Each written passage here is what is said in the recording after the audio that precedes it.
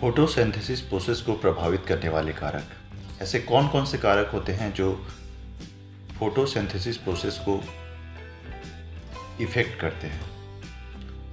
प्रकाश संश्लेषण पेड़ पौधों में प्राकृतिक रूप से घटने वाली क्रिया होती है।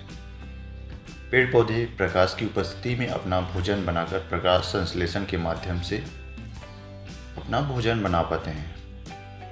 इस प्रकाश संश्लेषण की प्रक्रिया में ऐसे बहुत से कारक होते हैं जो प्रकाश संश्लेषण की क्रिया को प्रभावित करते हैं, जिसमें मुख्यतः दो तरह के कारक होते हैं। उसी कारकों के अंतर्गत ही इफेक्ट करने वाले कारक पाए जाते हैं। फर्स्ट होता है एक्सटर्नल सोर्सेस और सेकंड होता है इंटरनल सोर्सेस। तो सबसे पहले जानते हैं एक्सटर्नल फैक्टर कौन कौन से होते हैं जो प्रकाश संश्लेषण को प्रभावित करते हैं। फर्स्ट, कार्बन डाइऑक्साइड की उपस्थिति। प्रकाश संश्लेषण को प्रभावित करने वाले कारकों में बाहरी कारक के रूप में कार्बन डाइऑक्साइड भी शामिल होता है। यह वातावरण में 0.03% से लेकर 0.4% तक पाया जाता है। इसकी मात्रा घटती या बढ़ती रहती है। यह घटना प्रकाश संश्लेषण के लिए बहुत मजबूत कारक होता है। लेकिन जब यह वातावरण में कार्बन डाइऑक्साइड की मात्रा बहुत अधिक बढ़ जाती है तो प्रकाश संश्लेषण की दर धीमी हो जाती है, या वायुमंडल में बहुत अधिक मात्रा में कार्बन डाइऑक्साइड की कमी हो जाती है तो भी प्रकाश संश्लेषण की क्रिया प्रभावित होती है, जिससे पेड़ पौधे फोटोसिंथेसिस की प्रोसेस नहीं कर पाते हैं। सेकंड है तापमान की उपस्थिति। फोटोसिंथेसिस प्रोसेस होने के लिए सबसे अच्छा तापमान 25 से लेकर 35 डिग्री तक अच्छा तापक्रम माना जाता है, अर्थात 25 डिग्री सेल्सियस से लेकर 35 डिग्री सेल्सियस के बीच पेड़ पौधे अपना भोजन बनाने में अधिक सक्षम होते हैं। यदि तापमान बहुत न्यूनतम गिर जाए, जैसे ध्रुव प्रदेश में होता है, वहाँ पर तापमान बहुत नीचे चला जाता है, माइनस में चला जाता है, तो वहाँ भी फोटोसिंथेसिस की प्रोसेस नहीं हो पाती है। वैसे ही तापमान की स्थिति बहुत अधिक बढ़ जाए तो भी पेड़ पौधे फोटोसिंथेसिस की प्रोसेस नहीं कर पाते हैं। जल की उपस्थिति तीसरा कारक हो सकता है। प्रकाश संश्लेषण में बाहरी कारकों के रूप में पानी की आवश्यक कारक माना जाता है। पानी के बिना प्रकाश संश्लेषण की क्रिया संभव नहीं होता है, इसलिए पानी की आवश्यकता होती है। यदि पानी ही ना मिले पेड़ पौधों को तो उसके स्टोमेटा खुलना बंद हो जाएगा, जिससे प्रकाश संश्लेषण की दर कम हो जाएगी। प्रकाश की उपस्थिति बहुत इम्पॉर्टेंट कारक होता है। तो चौथा कारक है प्रकाश की उपस्थिति। प्रकाश संश्लेषण की प्रक्रिया में बाह्य कारक के रूप में प्रकाश की उपस्थिति प्रकाश संश्लेषण के रूप में अगर संभव नहीं हो पाता है तो प्रकाश की अनुपस्थिति में भोजन बनाने में हरे पेड़ पौधे सक्षम नहीं होते हैं। यदि प्रकाश की तीव्रता अधिक बढ़ती है तो भी प्रकाश संश्लेषण की क्रिया करने में पौधे सक्षम नहीं होते हैं। इसलिए प्रकाश की एक निश्चित मात्रा हरे पेड़ पौधे को भोजन बनाने में सहयोग करते हैं। ऑक्सीजन की उपस्थिति बाह्य कारक के रूप में माना जाता है। यदि ऑक्सीजन की दर बहुत अधिक बढ़ जाए तो प्रकाश संश्लेषण की क्रिया हो पाना संभव नहीं होता है। हरे पेड़ पौधे को पूर्णतः प्रभावित करने लग जाता है, अर्थात जब ऑक्सीजन की उपस्थिति बढ़ जाएगा तो कार्बन डाइऑक्साइड की मात्रा कम हो जाएगी, जबकि फोटोसिंथेसिस के प्रोसेस में ऑक्सीजन अंतिम उत्पाद के रूप में उत्पन्न होता है। 6 नंबर है भौगोलिक स्थिति।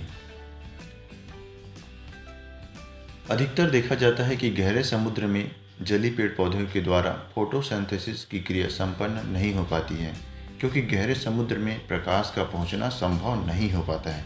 वैसे ही गहरे घाटियों में भी प्रकाश का पहुंचना संभव नहीं हो पाता है।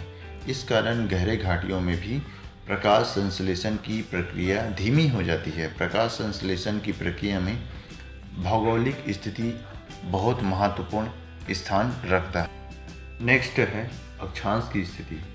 पृथ्वी में भूमध्य सागरीय प्रदेशों में प्रकाश संश्लेषण की क्रिया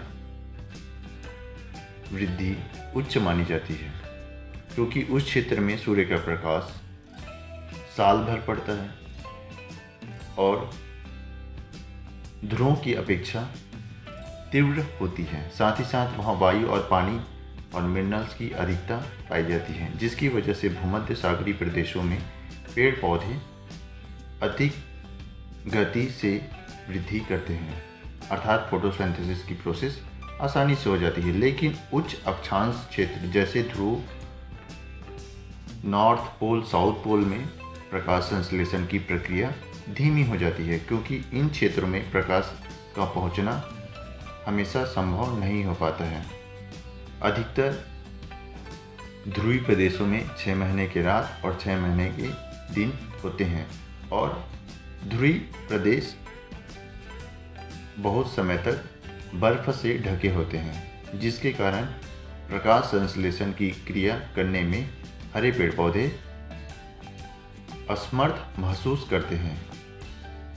नेक्स्ट है प्रकाश की अवधि।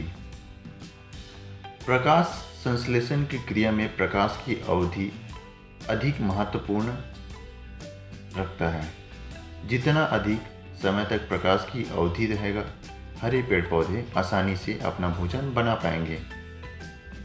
परंतु प्रकाश की अवधि कम होगी तो हरे पेड़ पौधे अपने भोजन बनाने में असक्षम हो जाएंगे। उदाहरण के तौर पर भूमध्य सागरीय प्रदेशों में प्रकाश की अवधि ध्रुव प्रदेश की अपेक्षा अधिक होती है। इस वजह से भूमध्य सागरीय प्रदेशों में हरे पेड़ पौधे आसानी से अपना भोजन बना पाते हैं और ध्रुवीय प्रदेशों में वृक्ष अपना भोजन नहीं बना पाते हैं। इस वजह से ध्रुवीय प्रदेशों के वृक्ष टुंड्रा और टैगा पाए जाते हैं और भूमध्य सागरीय प्रदेशों में एवरग्रीन फॉरेस्ट पाया जाता है। अब जानते हैं प्रकाश संश्लेषण को प्रभावित करने वाले इंटरनल फैक्टर कौन कौन से हैं। प्रकाश संश्लेषण को प्रभावित करने वाले आंतरिक कारक भी बहुत सारे हैं, जो प्रकाश संश्लेषण को प्रत्यक्ष या अप्रत्यक्ष रूप से प्रभावित करते हैं। जैसे फर्स्ट है ग्रीन पिगमेंट, जिसे हरित लवक कहा जाता है। प्रकाश संश्लेषण की प्रक्रिया के लिए हरित लवक की उपस्थिति पेड़ पौधों के लिए अनिवार्य होती है। बिना हरित लवक के प्रकाश संश्लेषण की प्रक्रिया पूर्ण नहीं हो पाती है, अर्थात हरे पेड़ पौधे प्रकाश संश्लेषण की प्रक्रिया को पूर्ण करने के लिए हरित लवक बहुत उपयोगी माना जाता है। सेकंड, पत्तियों की संरचना। प्रकाश संश्लेषण की क्रिया में पत्तियों की संरचना का महत्वपूर्ण प्रभाव होता है।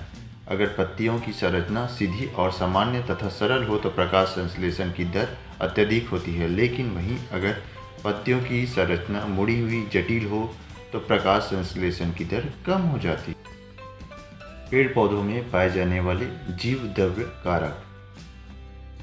जीव द्रव्य कारक के कारण जो प्रकाश संश्लेषण की प्रक्रिया को घटा देता है या बढ़ा देता है, ऐसे बहुत सारे जीव द्रव्य कारक होते हैं जो प्रकाश संश्लेषण की क्रिया को संपन्न होने नहीं देते हैं या कुछ ऐसे उत्प्रेरक रूप में कार्य करते हैं जिसकी वजह से प्रकाश संश्लेषण की क्रिया तीव्र हो जाती है।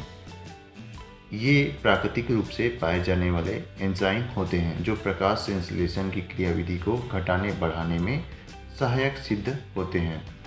तो आज हम सभी ने प्रकाश संश्लेषण को प्रभावित करने वाले कारकों के बारे में जाना। अगर आपको यह वीडियो अच्छी लगी हो तो प्लीज़ लाइक करें, शेयर करें, सब्सक्राइब करें इस चैनल को और अपने दोस्तों तक ज़रूर शेयर करें। धन्यवाद।